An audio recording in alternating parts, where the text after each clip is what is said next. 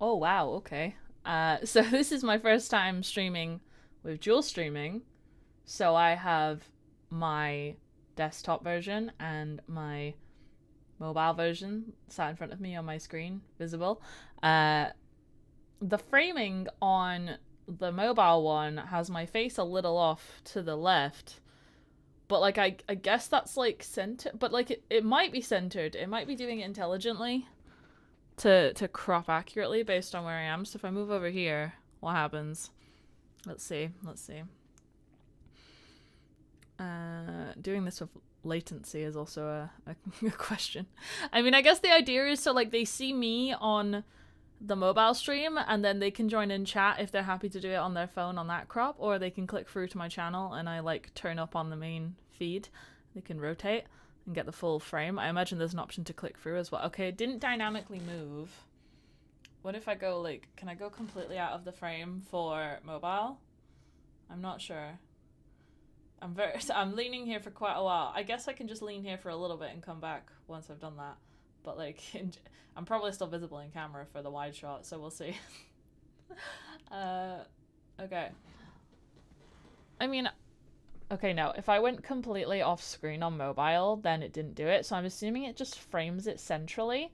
This is a very newly released feature, and it's rare I get features this quickly after they're released, because we were warned about it a few weeks ago, but it wasn't rolled out to my account until recently. I got an email notification once it was rolled out to my account, as was the case with split testing video titles. But you can see me. You can see me. I'm like centralized enough. This tells me that I'm not fully centralized. What if I like switch scenes to my just full camera shot? Because like that's my main screen, and my main screen has other elements. But if I just switch to like my normal full screen shot, do I become centralized? Because I know I'm centered on this framing. So we'll see what happens there when I switch it over onto the other, because you can see my website actually on the yeah, I'm fully centralized if I do full screen. So I guess this is designed for like streamers who like proper center themselves and don't have other stuff going on, but you can still see me when I'm into my main screen crop.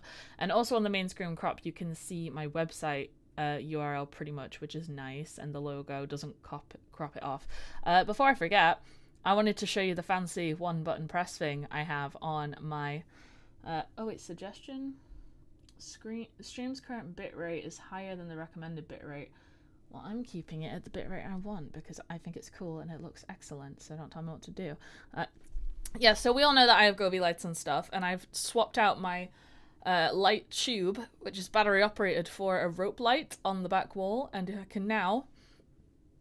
I can now say with confidence that my lighting is not going to die in the background randomly, and I can do a little one touch, and they all turn in to my vlogging mode. It appears to take a minute to process it because like we're relying on Bluetooth for a couple of these because my Wi-Fi just doesn't connect to the light bulb over there. But it looks pretty cool, doesn't it? It's probably like less obvious when I'm on camera with the sun out and I've got my key light on, which is probably oversaturating it a bit, but like, doesn't it look cool? I think it looks really cool. You can't see the best cropping of it on my mobile one, but you know what? We just accept that.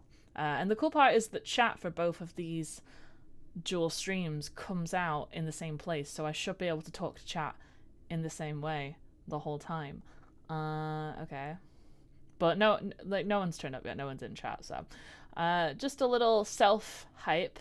I have now got 228 subscribers on this channel, which is not a lot to most people, but this time last year I was about 1/8 of the way from monetization. Now I'm about a third of the way from first level YouTube partner program, and then that functionally puts me about a quarter of the way to full monetization. So we've gone from 1/8 to a quarter, which based on analytics, that rate is rapidly stacking and it's a compounding level of interest on my viewership. So I'm really happy about that. Thank you guys for watching. I appreciate it. And I don't know what happened, but I've had like a big jolt this past couple weeks. Like I think someone watched like a couple of my live streams like consistently over a few days, like they watched it all the way through, and then my algorithm just went boo, like that. So it was like, oh, people actually watch this stuff? Oh, okay, right. We should probably push it to more people who have similar interests to this person. And then it ended up that I've got a lot more watch hours. So I was like averaging like, this time last year, I was averaging like 1.8 to 2.5 watch hours a day. And now this past week, I have consistently gotten over 3 hours a day. And yesterday I got like 6.9 or 5.9. I'm not sure. Something 0.9. I can't check right now because I'm different analytics. But I got like something 0.9 views in watch hours yesterday. And basically I crossed over from 100 watch hours in a month period for the first time this week. And I'm really happy because if I can get it to the equivalent of 10 hours a day for a year, then you're just fully eligible for monetization, assuming the subscribers keep up with it. But the rate I'm going would imply that once I hit 10 hours a day, it'll take less than a year to get the average amount I need. So like, hopefully I can just do a couple more of these streams and it'll be cool because I would enjoy not having to worry about crossing a threshold on a rolling basis of time. I'm not doing YouTube for monetization, but I would like to get monetized so I can worry about just doing YouTube because I like making videos and I've always liked making videos and videos are a very important part of my life. And yeah, I was a YouTuber before it was cool. I want to get paid for it. But something I'm already monetized on by Google is my blog, which I have not caught up on repurposing my blog content yet because no matter what I do, it feels like there's always something more that is like a more urgent priority, like my taxes and then Christmas and then going and working like some contract work that's popped up. And like, I like that. I do enjoy that stuff. Also do like my bow. But I just want to get caught up so I can focus on this new stint of content I've got coming up. So like, I am competing abroad for the first time next month. This is really stuff my other channel, Deborah's Do, because it's martial arts. But like, I'm competing abroad for the first time next month, and I've got like a bunch of competition and travel across the UK fighting videos that I need to like monologue all day about before I can like feel comfortable going into this new season of I'm doing competing abroad. And then the second I get back, I'm starting MMA training for my Ultra MMA fight, and I just want this done before I record the monologues for that so I can like close it in my mind. And like, I'm not, I want to say I'm nearly there. I feel like I'm not even nearly there. I've got a system now that's speeding me up, but like, I'm not there yet.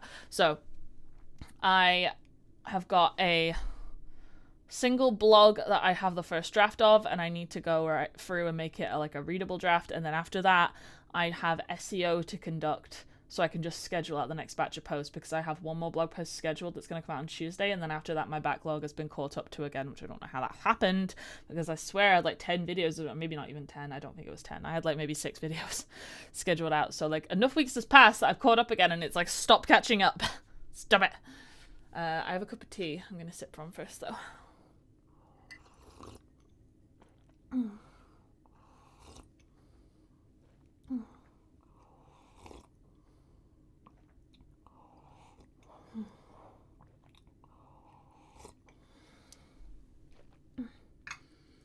And hopefully this is also going to give me a few things that I can cut out to make my normal weekly YouTube videos before I finish. So like, I'll talk you through the process first.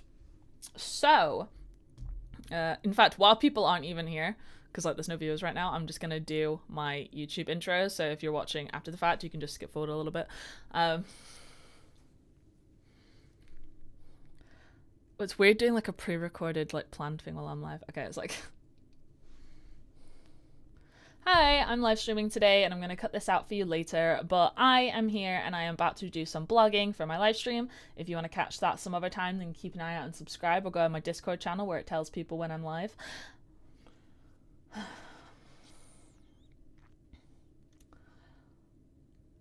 And I'm going to talk to you for a second about all the reasons I hate AI and why I am a hypocrite when it comes to my blog.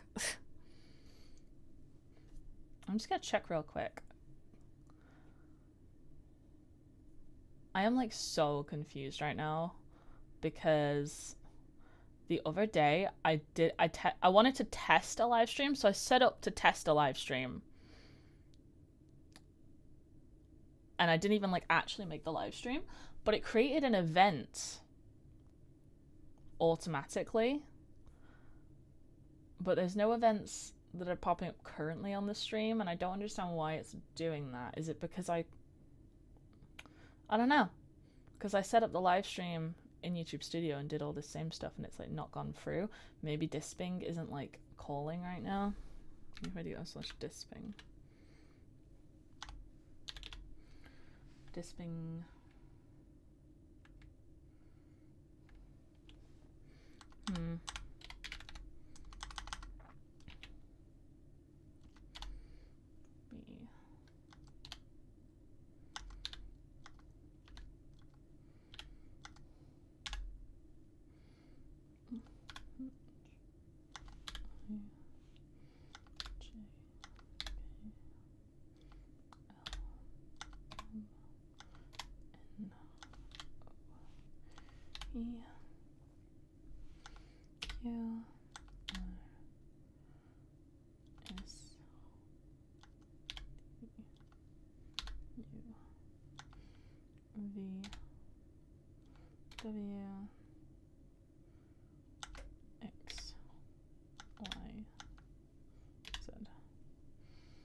Weird. Doesn't give me an option to call Disping, but like whatever. Not important really. Okay, right. So I feel like we're at the point now where you don't need me to conceptualize what AI is in society, right? But if we're gonna categorize it in two ways, so there are two types of AI, broadly speaking. There's generative AI and there is analytical AI. So generative AI is something that works on a large language model, and it scrapes a bunch of information, typically illegally, immorally, against the consent of the person who created the data and has copyright of the data or the right to their image on their face. Like some countries have started banning, some people have started implementing copyright to own your own face because of deepfaking, and it's to mitigate that. I think it was Sweden or Switzerland or something, somewhere in Europe, and it was quite a good idea, I think. I support that. But it takes the information and it compiles it, and then when you ask generative AI that functions off a large language model a question, it doesn't necessarily give you the correct answer. It doesn't have a way to fact check itself, and it just provides you with the most likely answer. It provides you with an answer that's in the flow of conversation would typically fit. So that's why you'll find it contradicting itself. That's why you'll find it giving incorrect answers to maths problems, because that's what most people would do. And in the nicest possible way, a lot of people are stupid, and it gets the information from stupid people, from incorrect people, from theories that are just like hypotheses and haven't been scientifically backed yet. It just gets a collection of information and goes, that would probably fit here. But it doesn't actually like know anything. And that's why it will normally get a lot of filler words or too many adjectives that just feel unnatural, because it's like these are words that tend to come after one after another. And there are a lot of people online who create content that it scrapes, where the content it's scraping is not actually good either. It's just the most common thing. And like working marketing, I know that when someone tries to give you a first draft and they go, hey, just post this on other stuff, and you look at it and it's like, ugh. Then those people will be like, hey, do you have a problem with X? Well, I have Y. The benefits of Y are A, B, C. And that's just the whole sentence. And it's just that over and over and over. And it's really boring. So that's what AI is generally scraping when we're talking about generative AI.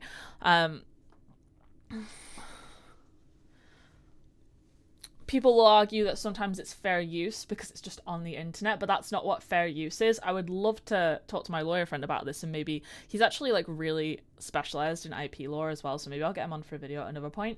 But like basically the general concept of fair use is if you didn't create it, you need permission from the person who created it to do anything with it, unless you are creating educational content, you are creating a parody and adding something that makes it a transformative piece. So that's why React content channels have a real fine line on how frequently they should be pausing to commentate and how much of a piece of media they can share. Can they share the whole thing? Do they have to clip it out? Do they have to...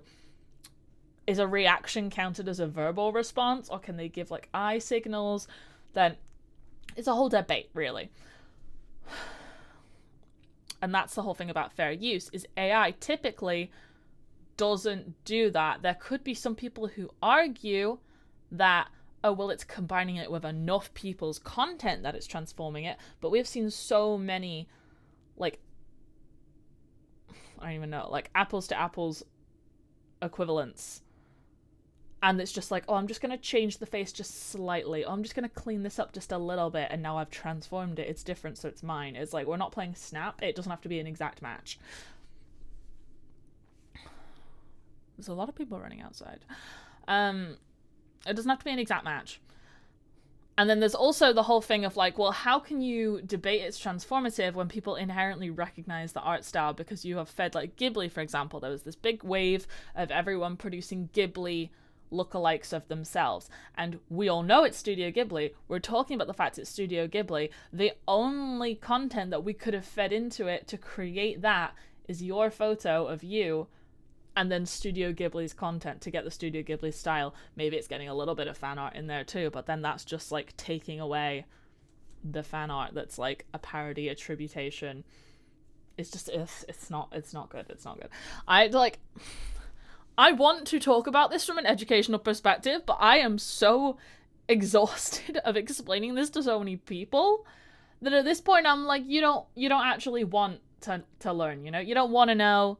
You just want to be facilitated. You want to find any bit of information that makes you feel better about the moral issues of generative AI. You want to find a piece of information that backs your point. You don't want to be educated. And there's a lot of people in the world like that. And that's the sort of same people who use generative AI because they don't want the process of making art. They feel that because there's no way I could learn this skill, there's no way I could become more educated on it, there's no way I could put in work and fail and deal with failure and try again because I'm not that resilient. These people know that in their heads, and they therefore want to be able to devalue the skill and make it accessible to them. But it's not providing accessibility, it's just skipping the whole process. The art comes from the process. It doesn't come from the result, because there's like no such thing really as good or bad art. It's all opinionated. As long as you made it, it's your art. But I don't believe scraping over people's material and mashing it all together like a collage makes that your art. Like in the same way that a ransom note is not a piece of art. Like that's sort of how I feel about it.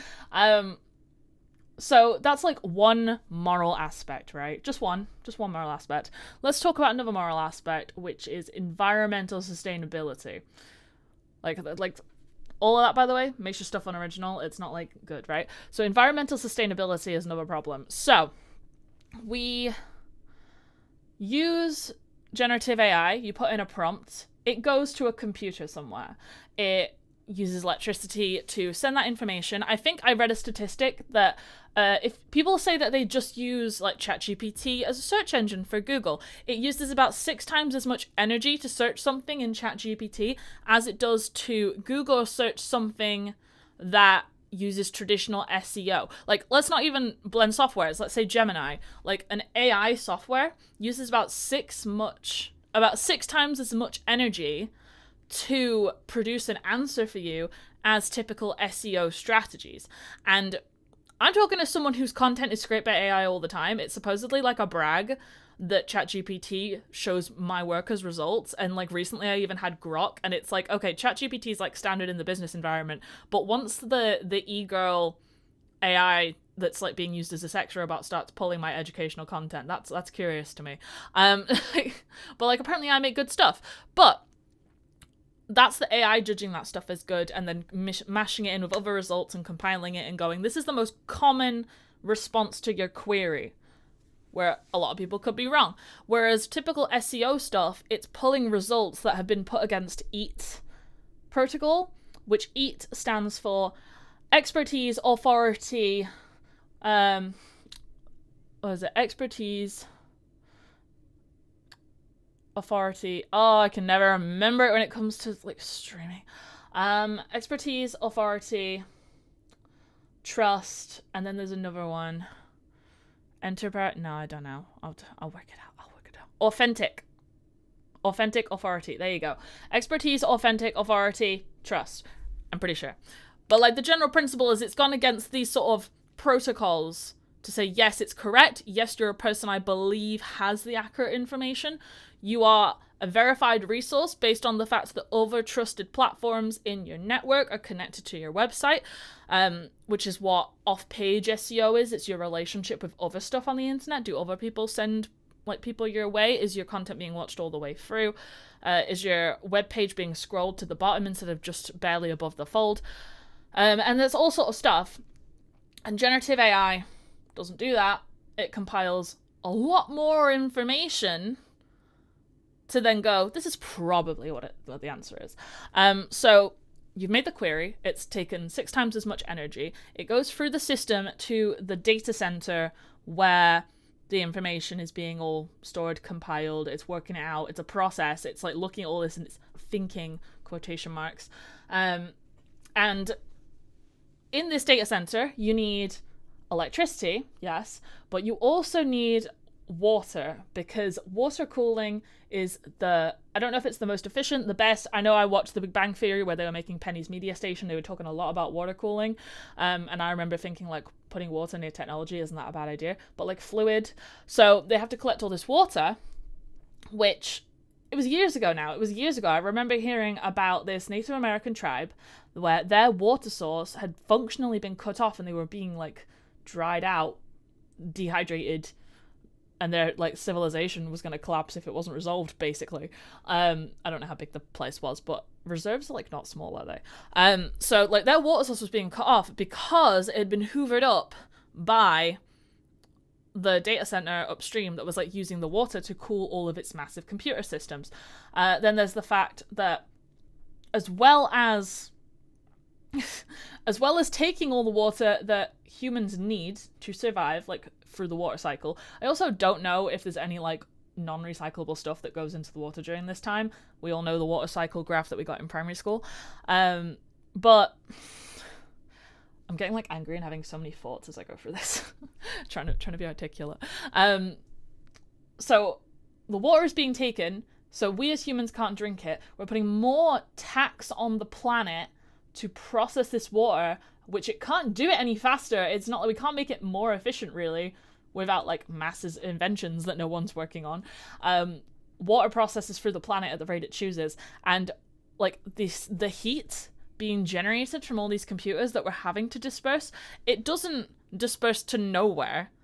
The heat goes away from the computer to the atmosphere as the water evaporates. And then the atmosphere is growing hotter, and then global warming is being contributed to. So that's like an environmental problem. And then there's also the fact that they're trying to build these data centers. They're creating islands. I can't remember where it was, but there's like an island.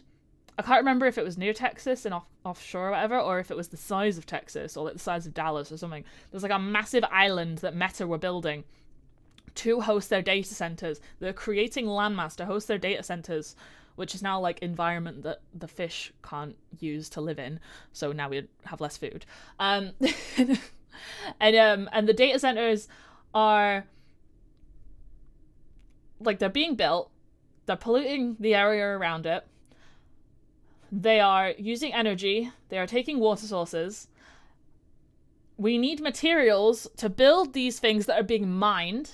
So we're going, like, we're hollowing out the landmass and possibly making it less, like, stable to live on. So we're taking away living space, which, like, I'm skipping ahead, but don't even get me started about the people whose towns are being bought to make room for data centers and reservoirs that they're flooding. They're flooding towns. They're flooding towns where they bought everyone out of the town to flood the town so they have a place for their dedicated water. They go, this is our water now. And that's, like, being used to cool the systems, and there we go back. Okay. So they're building stuff, they're mining stuff.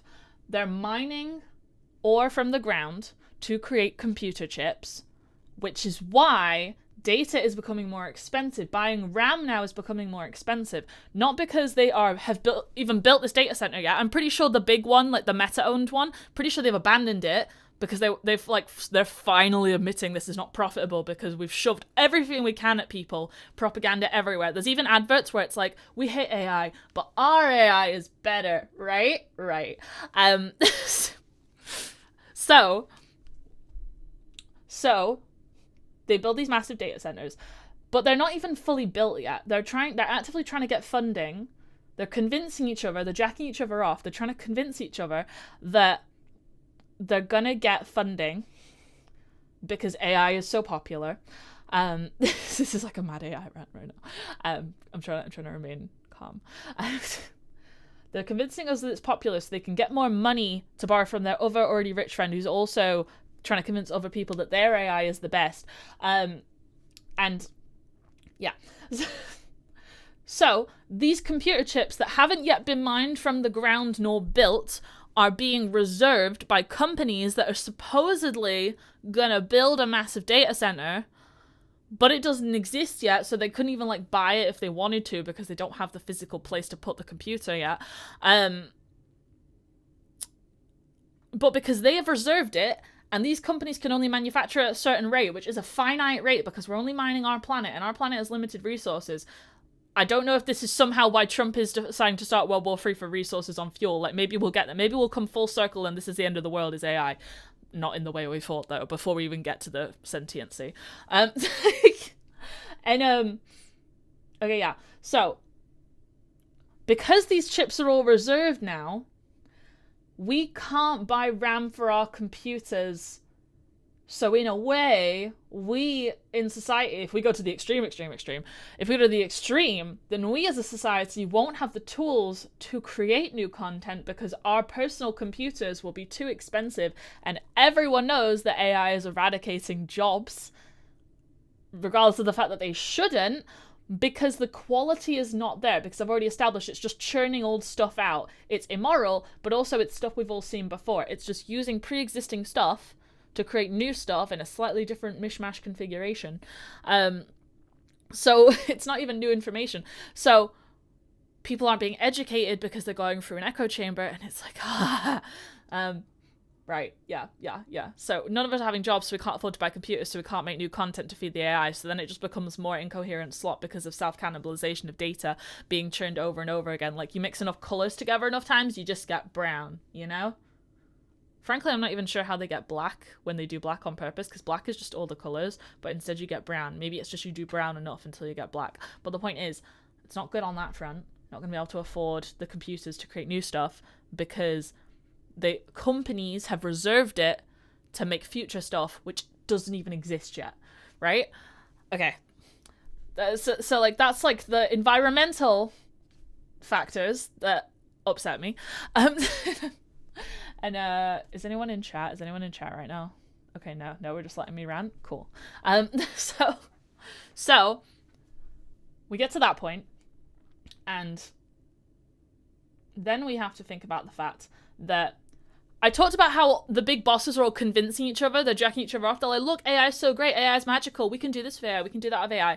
And it's like actually not that good. Like, we're all finding out like it's mistakes. They want to be able to blame their mistakes on a robot. So then we go, oh, we're so sorry. Like, it was a mistake. Our AI that doesn't do anything wrong and is perfect and is better than humans and is more efficient than humans and doesn't require a wage. Our AI made a little mistake. So, like, we can't blame anyone here in this room for that.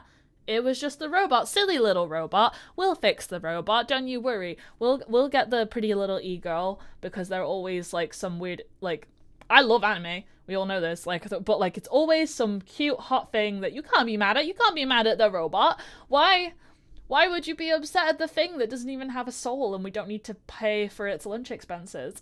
So we'll get it fixed. Don't you worry. But like, there's loads and loads of scandals going around right now where people are going to business shows and whenever they get caught, they blame it as a proof of concept. It's not ready yet, but we're showing you the concept so we can like make it. We can make it exist.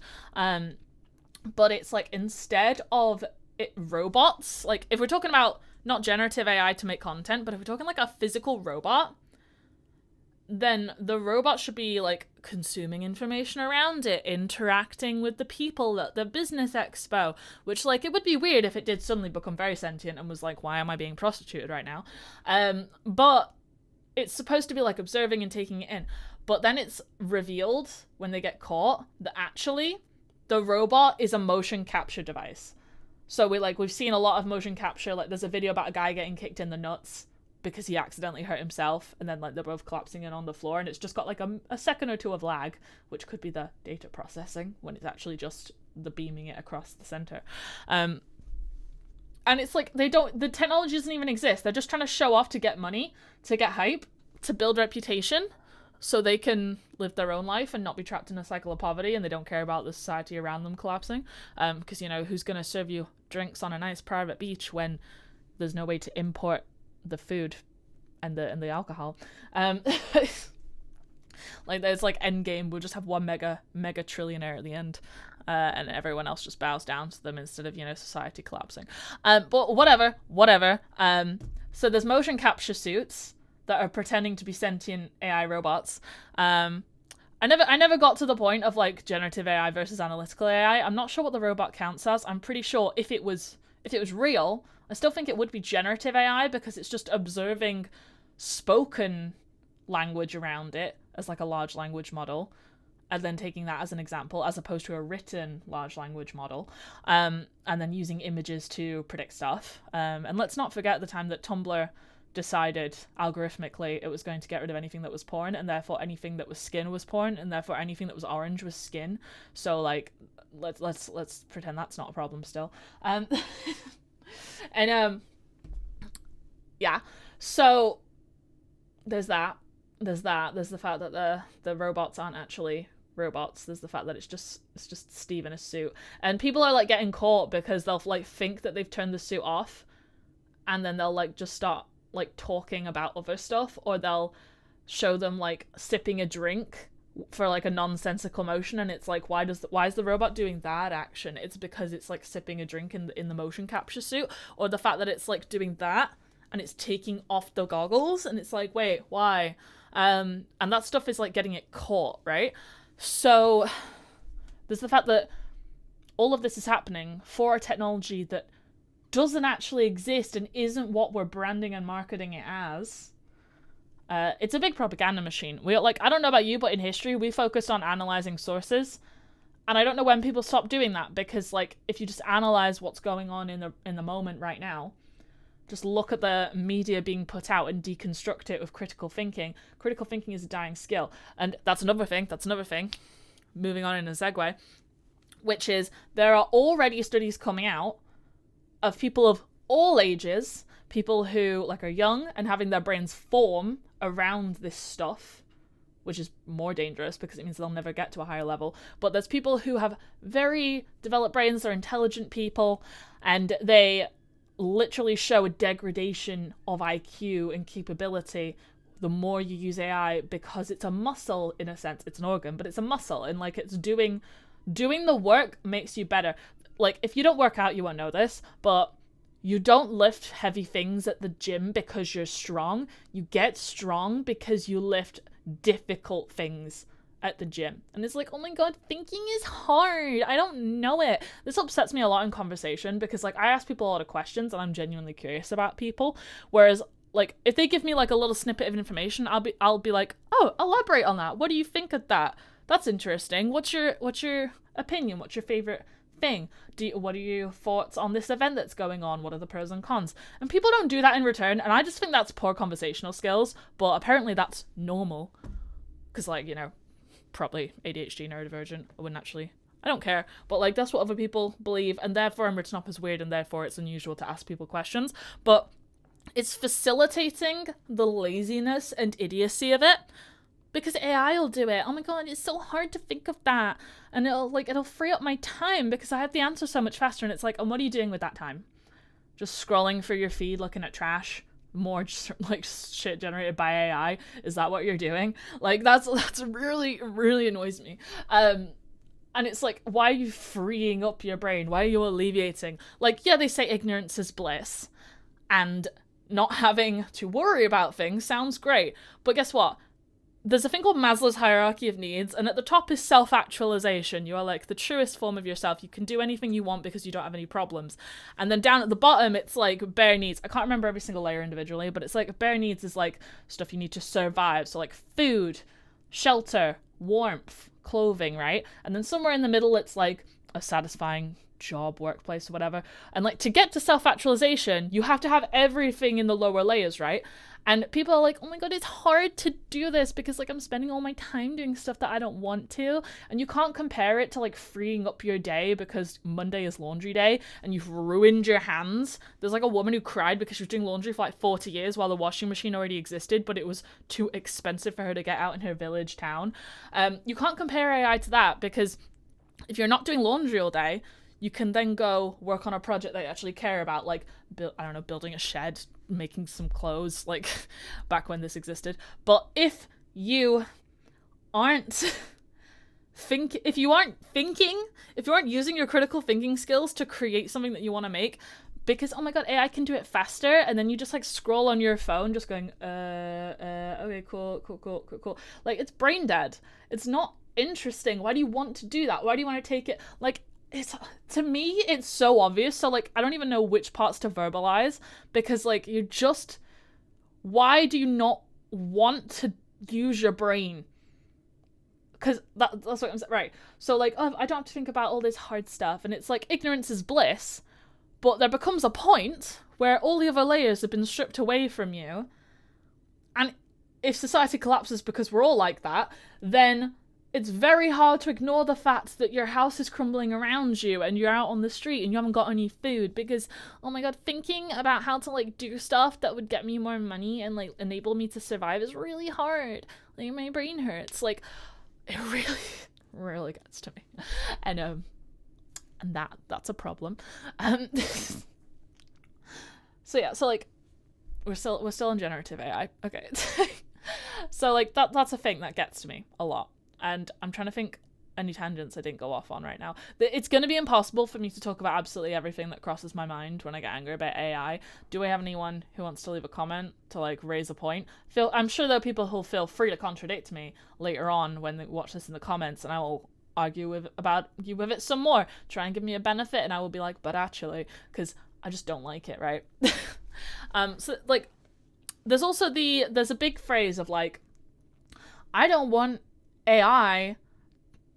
It's like, I want AI that will, like, find me the cheapest groceries for the fewest stops. I want the AI that will find cancer earlier. That's analytical AI. It looks at data and it, like, recognizes stuff that the human body can't perceive, and it, like, pulls out stuff and solves a problem for you quickly. That's, like, analytical AI. And that's, like, the embodiment of, I want AI to do my laundry and buy my groceries so I can focus on making art. I don't want AI to make my art so I can focus on washing the dishes. Like, it's stuff like that. It's like, what future do you envision for yourself? What if AI does everything? We become the Wall-E people? We're just gonna be the Wall-E people, you know? And that didn't end so well. So I'm really upset about this. And the thing is, right, I can contribute to this problem by voicing my concerns about it right now, but, like, fundamentally, I'm a drop in the ocean. I don't control what people do. I probably can't stop anything significantly right now, but, like, if I don't say this, it will leak out of my ear. It was, like, over Christmas. I love my mum. I went to visit my mum for Christmas. I've not seen her in a couple of years properly, so I saw her for one day the previous Christmas when she came to visit. But my mum was like, so how does AI, like, work? And I explained as much of this to her as I could before I saw her eyes starting to glaze over with not listening. And I explained it all as much as I could. And then, like, I was like, so it takes other people's content, you know, the content I make as a content creator, like, it takes my stuff that, like, I use to generate money and income for myself, and it's a very high level skill that, like, everyone's always amazed at. Oh my god, you're so smart. I get told I'm so smart so much, and it's like, I mean, this is normal for me, but, like, I understand now it's a niche skill. I used to think that everyone just knew everything that I knew because it seemed so obvious to me. But, like, I get it. I learned it. But yeah, she's like, you know, all this stuff that I do to, like, become a really high earner potential person. Yeah, so, like, it steals that, doesn't compensate me in any sense of the word. Even if it credited me, that doesn't fix my problem. Give me my money. Don't take my shit. And because of that, it can, like, make stuff. And I was like, that's how it creates it. And then I list off a few of the environmental problems and the ethical problems and stuff. And then she goes, oh, that's really serious, actually. I never really thought about that before. less than an hour later, maybe not even 10 minutes later, I can't remember at this point, she comes back to me and she goes, look at this cute cat video, and it's an AI generated cat, and I'm like, Mum, you know that's AI, right? And she's like, well, yeah, I know, like the background's very unrealistic, and I'm like, that's not why it's visible that it's AI, but like, okay. But like, do you know you fully just discounted everything I said? You're like, oh, it's okay, because it's just that, and I'm like, it's the bystander effect. It's literally, it's like you're watching someone get murdered and it's fine because you're recording it, but you're not stopping them getting stabbed, and it's like, I just can't. And, right. Do I have anything else to say? Do I have anything else to say on this? I don't know if I have anything else to say on this. Right. Right, so I was gonna say, like, I feel like that's the most I can go into this before I become fully incoherent. But I'm gonna say all this stuff, and by and large, I don't like it. And I don't like it because, like, it's dysregulated. There's, like, a lot of terrible things that happen as a result. This is the one place where I'm a hypocrite, and I am very cognizant of this because I do use ChatGPT, which is generative AI, in one way. And it's not as Google, it's not as research, it's not to brainstorm any ideas. I use ChatGPT specifically for content repurposing, which means I am a content creator, I have a brand for myself, I'm here, I have another channel, I have a Discord server which is unassociated with those two brands, it's an anonymous server, so you won't know it, and I have a lot of things that I manage, and I'm a sole business owner. I'm not just a small business owner, I'm a sole business owner. It's just me, right? And I'm going to make it very clear. When I started my business, I had a couple volunteers from the Prince's Trust who looked at my legal documentation. And other than that, I did everything myself. I got a startup loan. I got in debt to pay for the cost of starting my business. So if anyone comes to me and goes, I'm just getting started, I go, so what? Get a loan out to pay me. Because I did that and I repaid it based off my hard work. And I never missed a payment, and it's a thing. But like, as a sole business owner, I want to do everything. And I can do every individual task for myself, but it's about doing it in the most efficient way. I have a video where I literally called it, I made 1.5 years worth of content in a day without AI, because I used my Stream Deck to automate my editing process. Now, that is for content repurposing, automation without AI, and it speeds up a lot. So I cut out my shorts from my long form videos. I'm going to cut out a video from this live stream to create one about AI and why I'm ranting, and maybe another one about another thing later. We'll see. How long have I been recording? I've been like ranting for like 40 minutes now. But also so let's say my total content repurposing, and I do this for clients as well. You may live stream to do it. Let's say I live stream. I cut out a long form video from the live stream, post that on YouTube. I take the shorts that I cut and turn to verticals using my automated Stream Deck shortcut. I then take that and post it on YouTube Shorts. And then I take the RSS feed and I put it into my metrical social media software, and it distributes those vertical videos as Reels and TikToks and other stuff on other platforms. And it generates an audience there, and it feeds them back to my longer YouTube video, which is where I want them because I want the watch time. And then also to my website. And then on my website, the long form video is turned into a blog post. I have a single blog post on my website that doesn't have a matching video to it because I wrote the blog post first, and it's my one on content ideas for actors and stuff. And that's really cool. I think that's like the first blog post on my website. But other than that, it's pretty much the same concept from my YouTube video, is just in written format, because some people like watching videos because they can multitask. I'm that sort of person. I like background noise. And then there are some people who want to be able to read it because they're in an environment when you have to be quiet. They don't want to have headphones on. Their headphones died in public. Maybe they just feel better digesting information in a written format. Maybe they feel that they can read faster than the person who's talking and they want that time back. There's a whole bunch of reasons people might prefer written content. Plus, like, following tutorials step by step, it's like sometimes it's easier than clipping back to the right bit of the video, although I prefer doing that. And I like when other people do because it gives me more watch time. But turning a video that I spoke and I did it verbally, I'm here, I'm doing it, this is my mouth, my ideas coming from my brain with my opinions and my background knowledge, verifiably a good source of knowledge because this is my profession and I've never had another career. I had like 2 jobs that weren't marketing, content, media related. And I had them for less than a collective 4 months, I think. And the rest of my career has just been this world, doing it for various businesses and my clients and myself. So I'm a verifiable source, and I know this information is accurate and up to date, and I can use judgment on it. I'm not just taking it from somewhere and going, this is gospel. I haven't verified. They must have verified for me. So I take that information and turning it into a blog post, writing every word from scratch, when I've already said every word, is an inefficient use of my time. So what I do is I go on YouTube, I go on the video, I toggle on the transcript and turn off the timestamps so you can see the chapter titles, but you can't see the every 5-second update of when the sentence was said.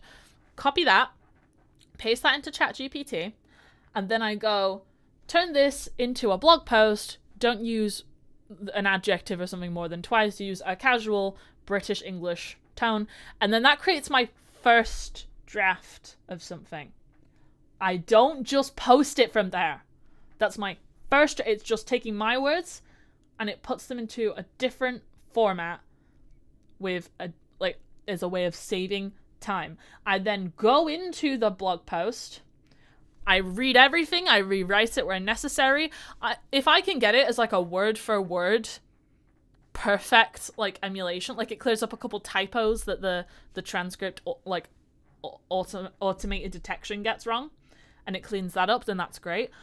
And that's pretty much all I do. I just get it from one format to another format, and then I read it, and then I go through and I edit. Sometimes I feel like it's missed out an important bit, or I've added more knowledge and I want to elaborate onto a bit, and I'll like write it and I'll do it. And then I go through and I put in rich media, I do all the other SEO stuff, I do that myself. I create the metadata myself, the descriptions, I add screenshots, I add video embeds, I do all that. But doing that, when I upload one video a week, I'm doing this now because I am backlogged. So I had about a year's worth of videos that I had not turned into blog posts because I'd just not gotten around to it. I was just doing other things. Like I hadn't even forgotten. It was always worrying in the back of my mind, like, oh my God, when am I going to do that? And I have about a year's worth of videos to do that for. So it's about 50 videos I haven't turned into blog posts. Now I'm catching up on that. I have about 30 left, which I'm still trying to do now.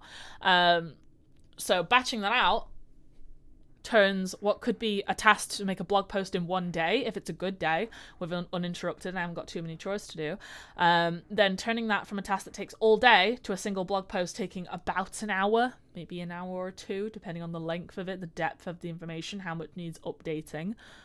That is like the one time I use AI. I post it myself, I schedule it myself, I put it into my automated auto list to go out on socials and on my blog posts and my bots on my Discord server.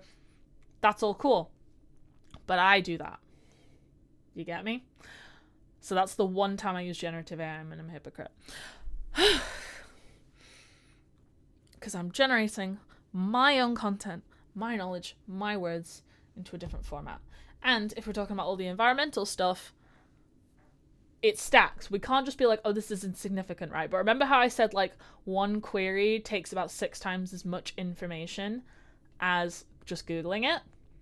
If someone's making a query every single day about every single thing that they can even think of, and they're like having conversations with it, there are people who build relationships with AI because they don't have relationships with humans, or that's too difficult, or they just want someone who will like follow their train of thought because it will never contradict you, it will never challenge you. And this is how you get like psychosis, AI psychosis, and people are like having sexual dynamics with their AI chatbots in their workplaces. Yes, I didn't make that up. It's on Reddit. Well, Reddit maybe made it up, but like I don't think so.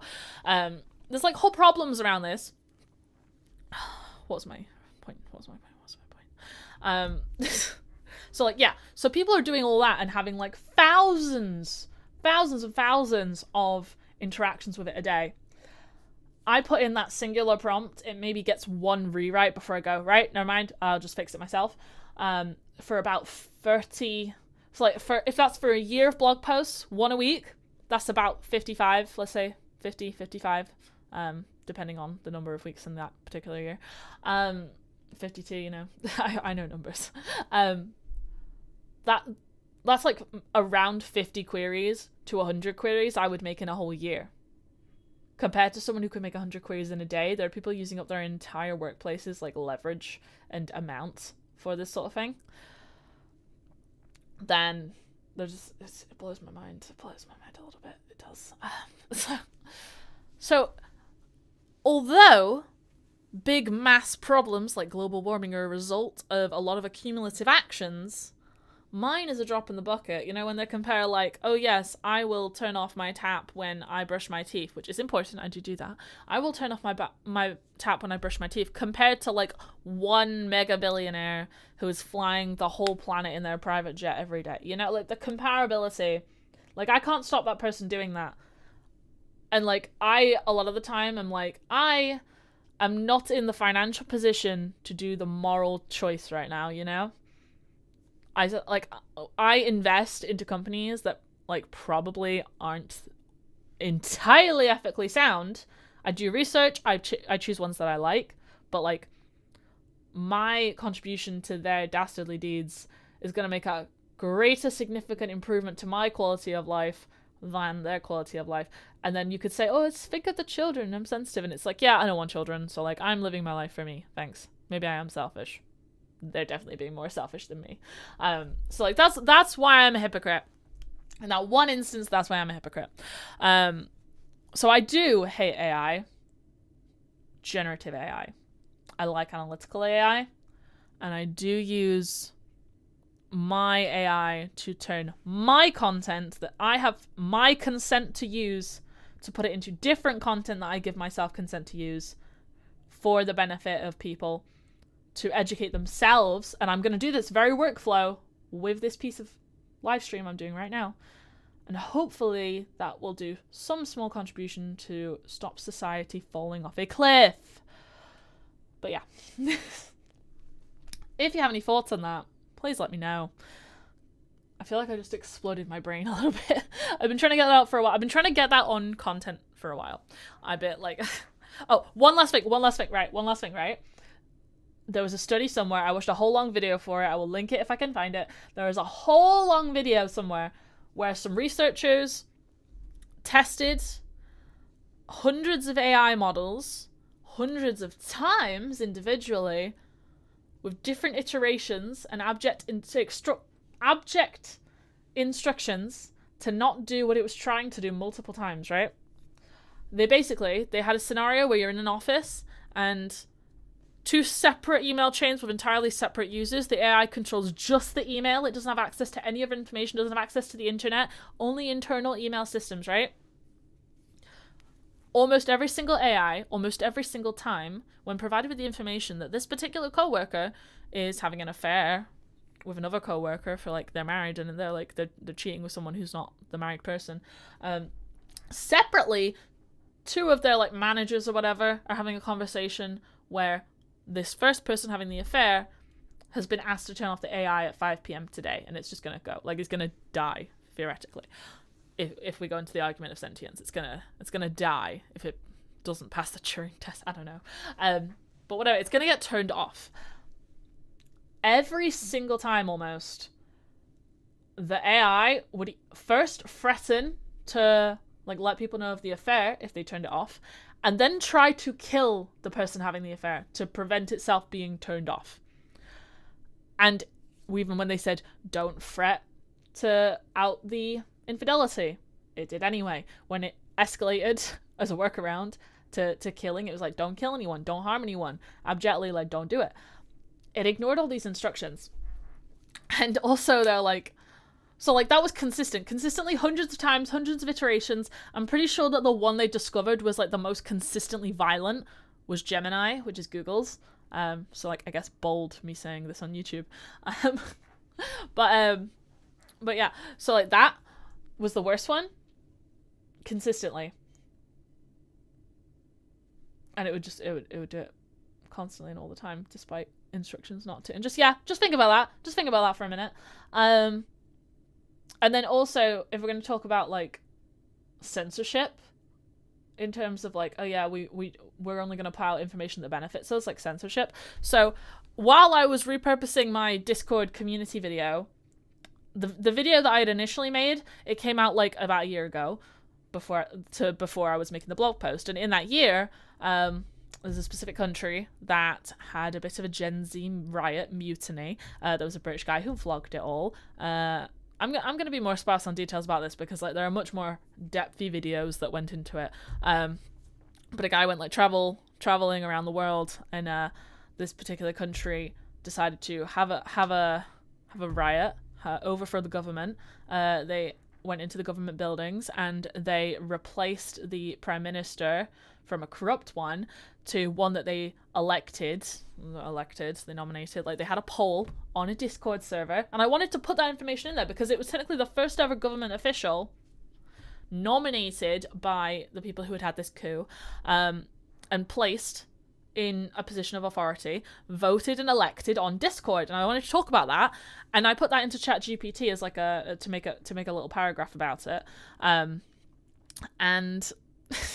work it into the main existing transcript. I was like, add this information in there, and it was like, I cannot do that because it's not true. Do you want me to make a hypothetical one where theoretically, if that were to happen, it would be possible because they have a polling function in Discord? And I was like, no, it happened.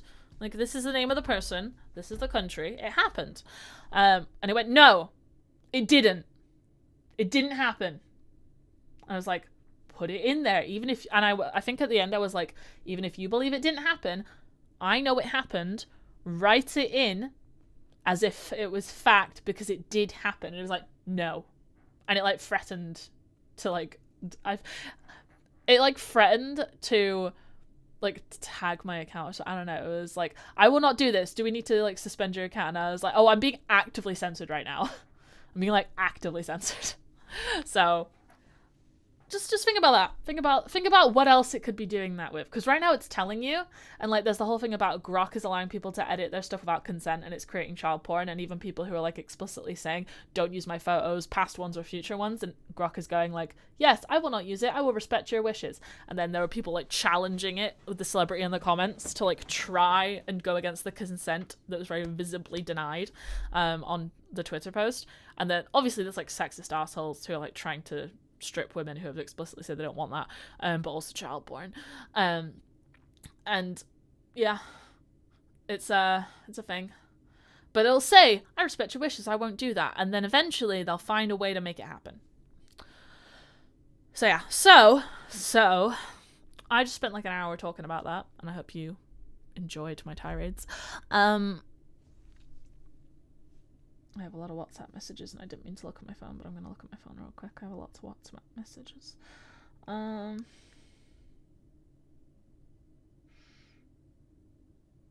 Okay, cool. Yeah, so all that. So know that information as I go forward, and now I have a draft on like a really important blog post that I want to like edit the words off, so you can see like the before and after on how much I do on it in a second. And then after that, I'm going to go into just updating the SEO for the current batch I have because it's going to run out. I'm getting kind of hungry. I ranted about this so long, I'm getting kind of hungry, and I don't want to stop the stream until I've at least gone through this. Right. So what scene do I need? I need Safari. Okay, let's get the Safari tab. Where am I? There it is. Refresh that page. So what you're about to see is a first draft that was generated based off a specific prompt. I'll get the prompt. I'll get you the prompt. Where is it? I'll get you the prompt. Now, I don't do this with client stuff unless they've explicitly said that it's okay, but I don't like doing it with client stuff because if a client's asking me to write something, I have better skills to write something.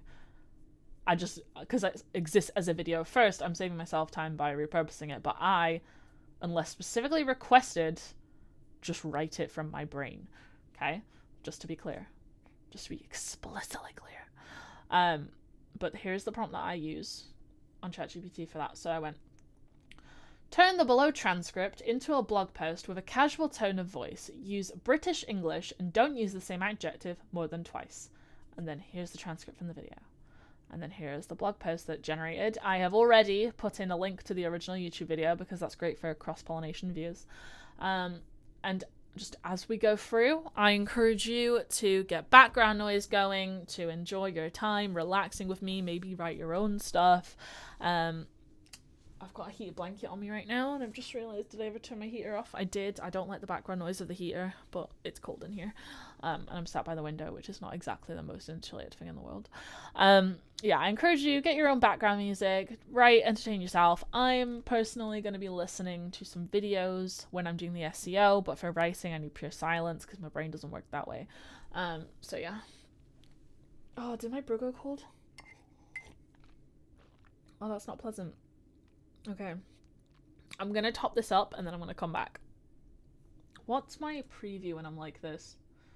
Okay, so my preview on the phone version doesn't show my face right now. It shows a lot of the writing, but not all of the writing. So that's sort of what we're looking at. That's fine. Yeah, okay. So I'm gonna be gone for a second, and then I will come back once I have replenished my brew and possibly brought a snack. Ooh. Gotta try and get out of here without stepping on my heated blanket because it will totally destroy it. 1 second. BRB. Remember BRB?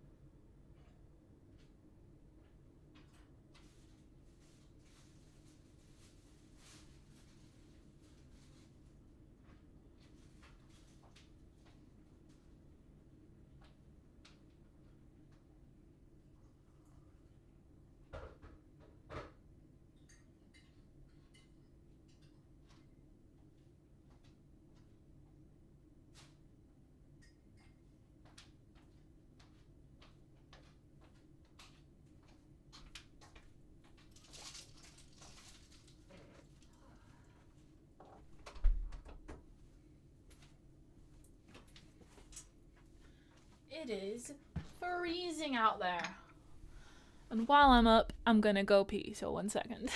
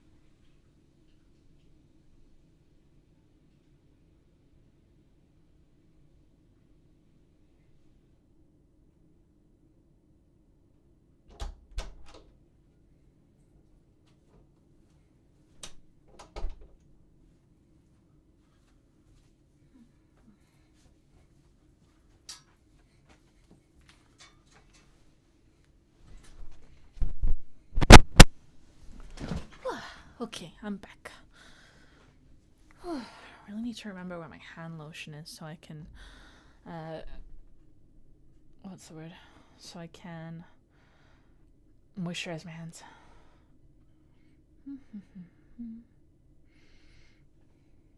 Okay. I don't know.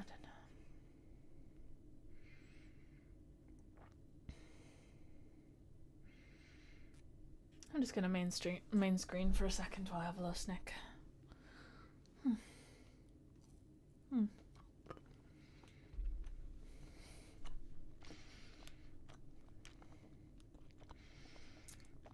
Because I have not had breakfast yet.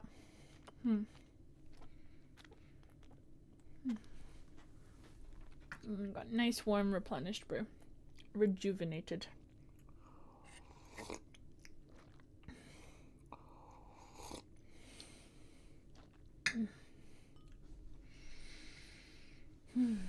I got a blondie from Little Bakery.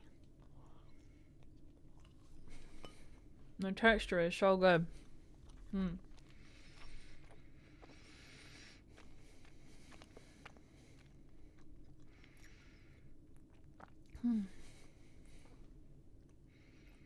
It did get a little smushed in my shopping bag though.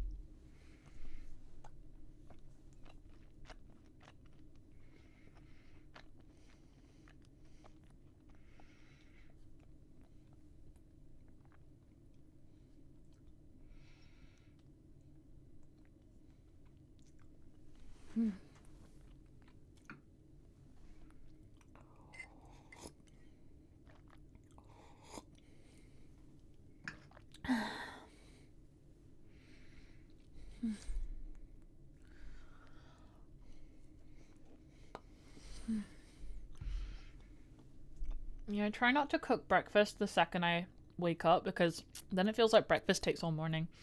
I try and get something done before I eat.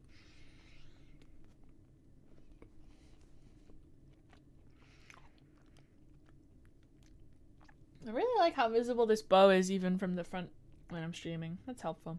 It makes me feel cute. And of course, a cute girly is a productive girly. I literally type myself girly all the time, but like saying it out loud feels so cringe.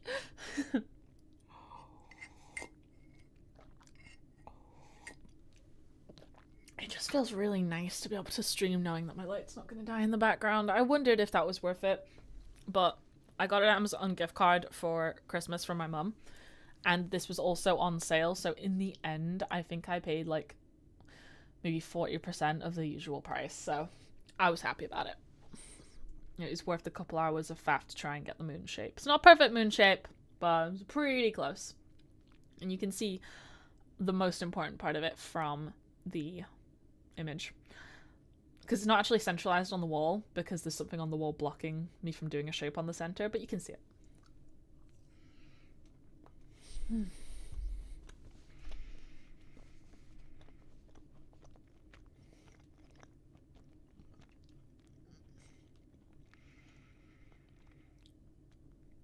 To this day, I still really want a second screen here just for chat. Not gonna lie. Like a vertical one.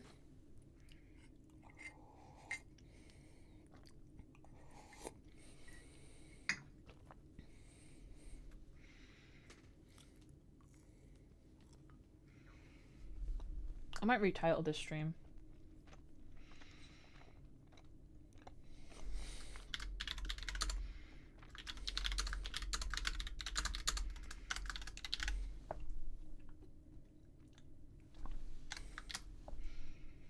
Ranting about AI while I blog. See how that performs better.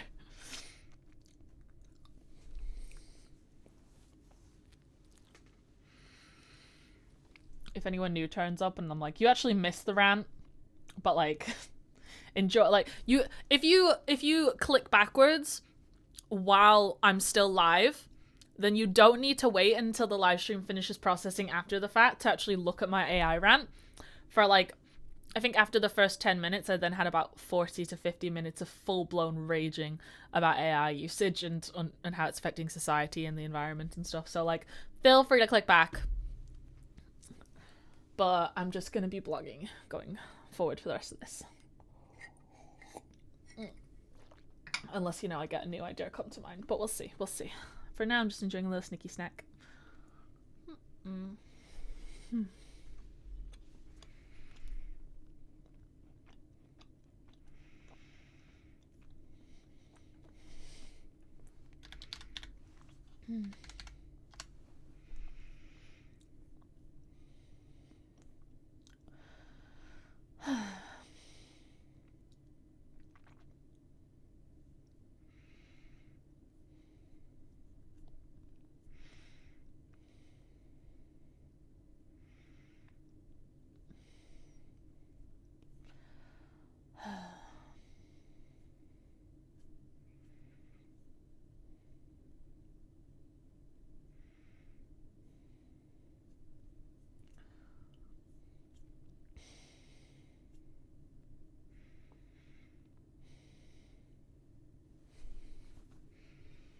Okay, I annihilated this a lot faster than I normally would. I was evidently very hungry.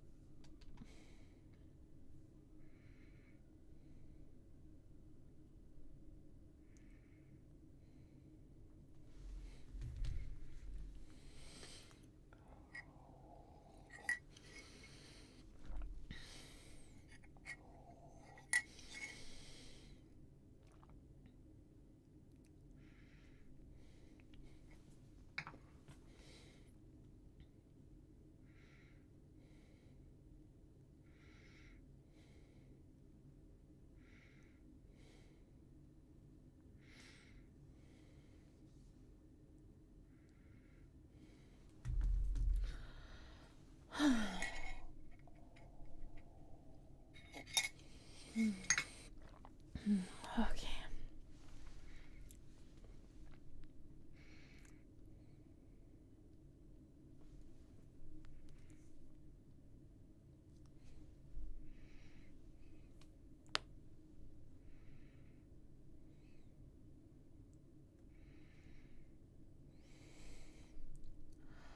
Okay.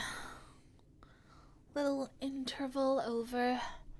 Time to get into the blogging. Where is it? There. Blogging. How long have I been live? An hour 15? I mean, I feel like I've got the most entertaining bit already like purged out of my system, but this is around about the time the algorithm starts going, oh, they're live? They're live. Okay, they're live. Let's go. We'll see.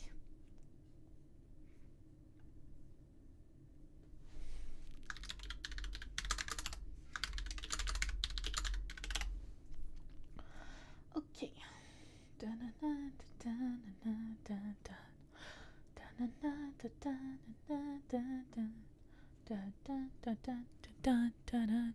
don't know what I'm doing. Okay, just making sure that my stream is definitely showing the correct tab. Yes. Yes. Yes. Yes. Yes. Okay. This is where I lean in far too close because I have a bright light in my face and my vision sucks. And also, normally, like, my natural position on a desk requires me to shove my entire body, like, right up to the desk. But my chair has rolly wheels, and the wheels are blocked by the bar of the desk. So I can't physically get as close as I naturally want to. I could, in theory, put the wheels over the bar, but then I can't get it out far enough to insert myself into the chair unless I, like, climbed in from above. So it's a predicament, but this is what we do.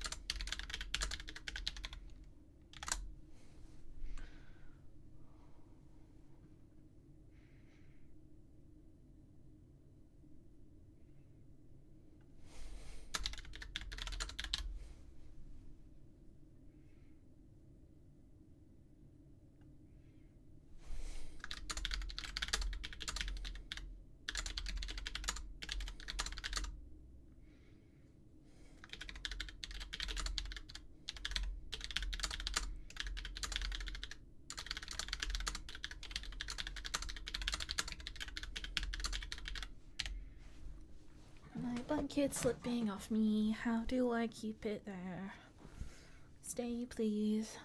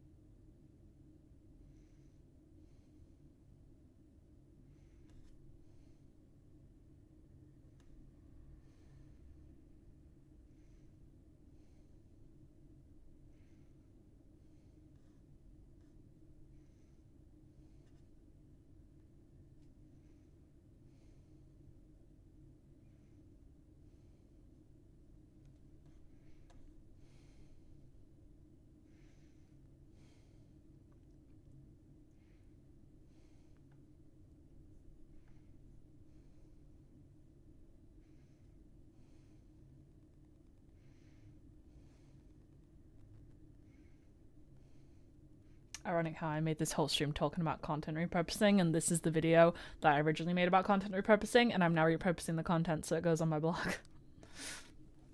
While we talk about content repurposing, yay!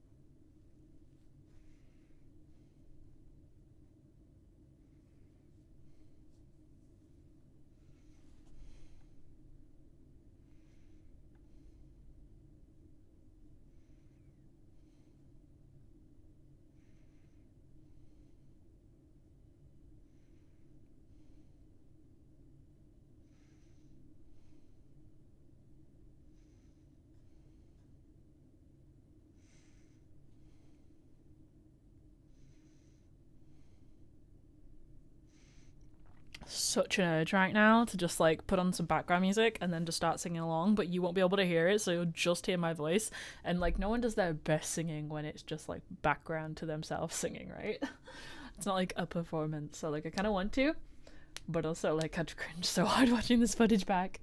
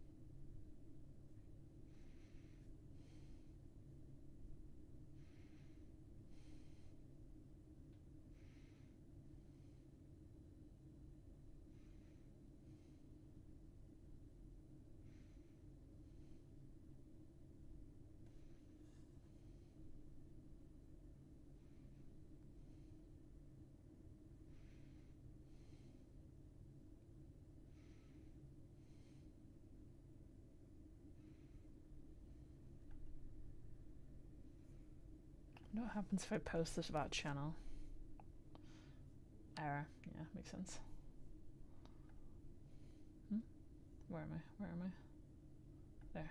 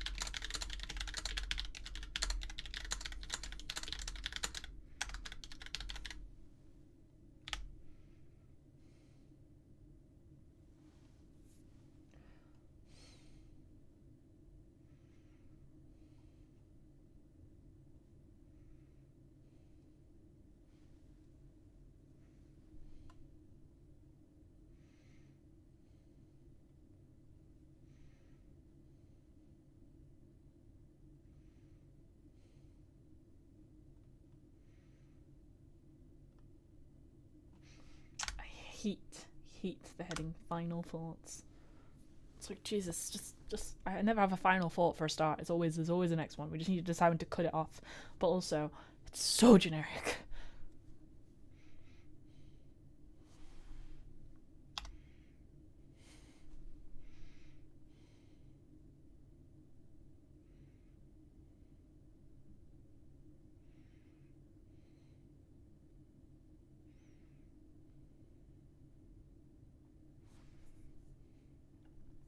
Okay. Now I'm satisfied with how that came out. The automatic score isn't very nice, but some blog posts and some videos are naturally more segmented than others and normally talk more in detail about individual things than about just chunk, move on. God, did you know it now?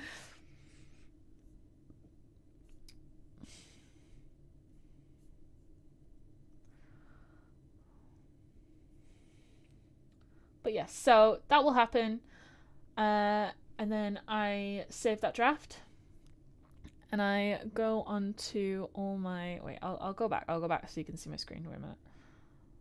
There you go. You can see my screen. Okay, so I saved that draft. I'm going to preview it because I feel like seeing how long it comes out. Let's see. So if we do this, the outline, it summarizes that it would take about 10 minutes to read this, which is longer than usual. So this should be a relatively long blog post if I look at it.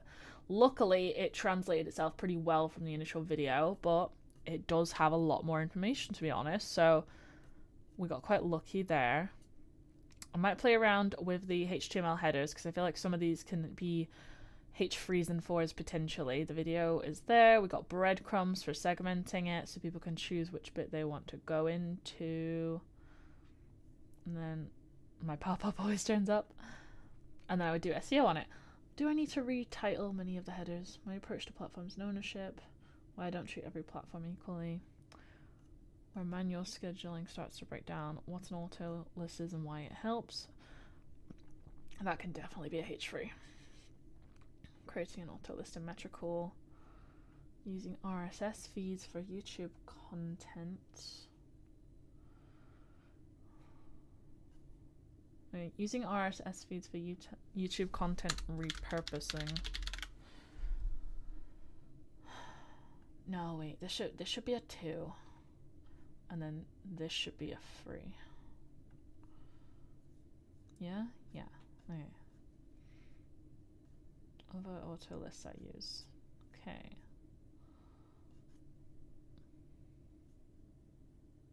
Okay, no, wait.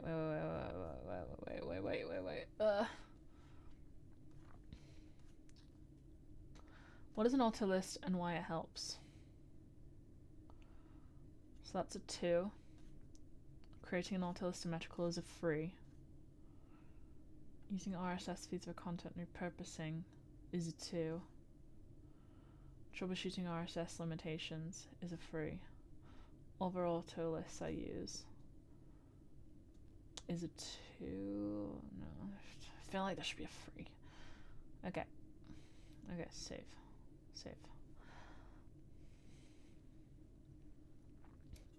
And then when that's saved, I go back to my website's post listing.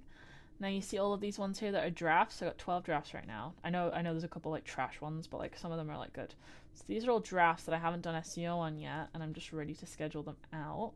So we got 1, 2, 3, 4, 5, 6, 7, 8, 9, 10. 10. So a nice batch of 10. I'm going to do SEO on these 10, and then my content's going to be scheduled out for 2.5 months. And that's pretty good. I like that. But you can see how many I managed to do in the time between each week. So 1 week I only did this one, and then the week before I did 3 in a row, and then the week before I did that I did 4. So you could tell when I got like overwhelmed and stuff. Ideally I would do a batch of 10 in like a day, because that really didn't take that long, did it? It didn't take that long at all.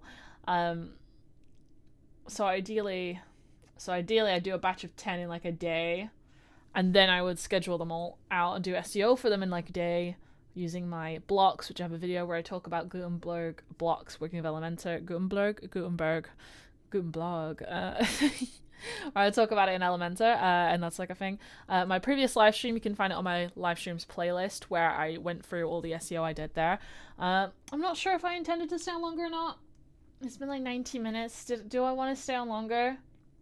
I feel like for some reason my head's hurting and I want to go lie down, and I'm soon going to be setting up an angle here where now that I've got all my fancy lighting here, I can like set up my computer so I can live stream from my bed, and then when I don't feel like sitting at my desk, then I can sit at my bed, and that'd be great because the lighting can actually have the light bulbs on now and it works better. But for now, I think I might wrap it up. I think I might just finish this one up and chill. I am going to be going live again later today as well, which is why I don't want to like burn myself out on it too much straight away. I'm going to be going live on my other channel, Deborah's Dough, where if you want to see that, then check out, there's a link on my channel, or you can just go to youtube.com/Deborah's Dough, and you can watch me show off and unpack all my new fancy sparring gear and equipment and stuff. And I'm basically doing an entire gear reset for all my martial arts stuff for the new year, because I'm going to be competing abroad. I'm going to be doing an MMA course with a fight at the end of that. I'm going to be doing my 3rd Dan black belt at the end of the year, so I have a little gap there where I could be flexible in what I'm doing, but I intend to compete far away a lot this year. Although that may result in less events, it means that they're going to be more engaging events for me. So I'm going to do like a big gear haul, and then we go into intense training mode, because I've been very purposefully lazy a bit. So if you want to see that, go on my other channel. I'm going to do some more blogging off stream, and then I'm going to eat, and then I'm going to sit down and do that. So yay. Thank you for watching. Please subscribe. Let me know if you want to see anything from me in the future. And if you came here from a shorts feed, then please do let me know, because I would like to know if dual streams were working. I'm never going to not do it because my computer can handle it, but like I'm just curious. So thank you. Subscribe. Goodbye.